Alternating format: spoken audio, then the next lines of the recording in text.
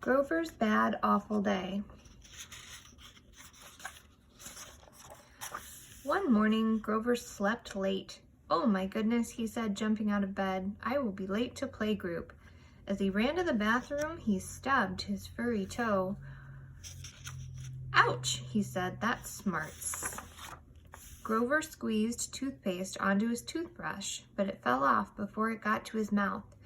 Then he bumped the edge of the toothpaste cap off onto the edge of the sink, and it bounced down the drain.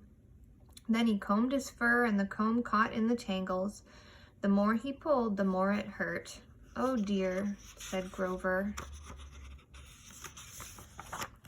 At breakfast, Grover poured milk on the table instead of on his Monster Berry Crunch.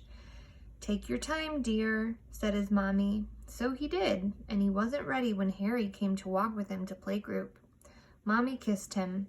"Goodbye, my little Grover. Do not forget your lunch," she called as she rushed off to work. "And wear your rubber boots. It is going to rain." "Oh no," Grover said to Harry. "I do not want to wear my rubber boots. They go galumph, galumph when I walk, and I do not want it to rain."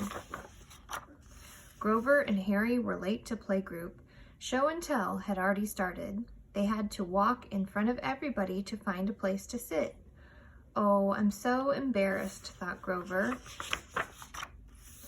During art, Grover made a picture of Barkley, but he drew his head too big.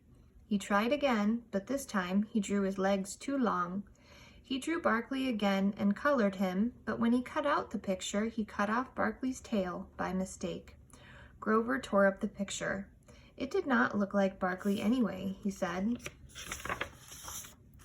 During alphabet, Grover forgot what comes after Q. "Grover," said Miss Ting, "you are having a bad day." During music, he tried to honk his nose like the honkers, but it didn't make a noise. "Try blowing it, Furface," said Oscar. "Heh heh heh." In the park at playtime, Grover saw the mighty monsters playing tackle football. "Oh, may I please play too?" he asked. "Please, may I?" "Well, you're too little," said Monty, the biggest monsters. And the other monsters laughed. "Well, I didn't want to play football anyway," Grover grumbled. At lunchtime, Grover reached into his cubby for his cute little lunchbox, but it was not there. "Oh no," cried Grover, "I forgot my lunch." "Don't worry, Grover," said Betty Lou. "My mom always makes me an extra sandwich in case I'm extra hungry. You may have it." "But I like peanut butter and jelly," he wailed. "Well, that's what I have," said Betty Lou. "Terrific," said Grover. "Thank you, Betty Lou." But when Grover took a bite, he made a face. "Yuck," he whispered to Harry. "Betty Lou's mommy puts strawberry jelly in her sandwiches, and my mommy always gives me grape. Strawberry has seeds." "Grover," said Harry, "you're having a bad day." "I am having a bad, awful day," said Grover. After playgroup, Grover and Harry stopped at the ice cream truck. Grover ordered a grape ice cream cone. He took such a big first bite that he knocked the ice cream right out of the cone, plop, onto the sidewalk. And then it started to rain. "I knew it," cried Grover. "I'm having a bad, awful day."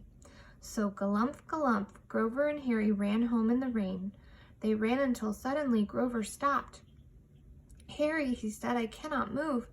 My rubber boot that my mommy made me wear because of the rain is stuck to the sidewalk." "Oh, you must have stepped in some gum, Grover," said Harry. Every time Grover put down his boot, it stuck to the sidewalk again. And every time his boot stuck, Grover got madder. "This is ridiculous," he yelled. "Mommy!" Grover left his boot stuck to the sidewalk and stomped home in one boot. "I had a bad, awful day," Grover told his mommy as soon as he got home.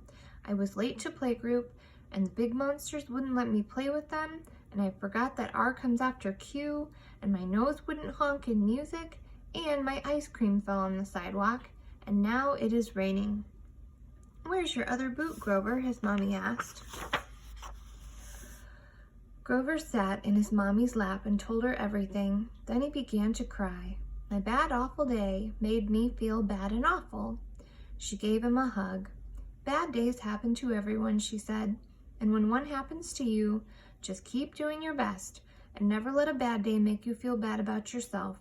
She rubbed his furry head dry with a towel. Come on, dear, let's go get your boot.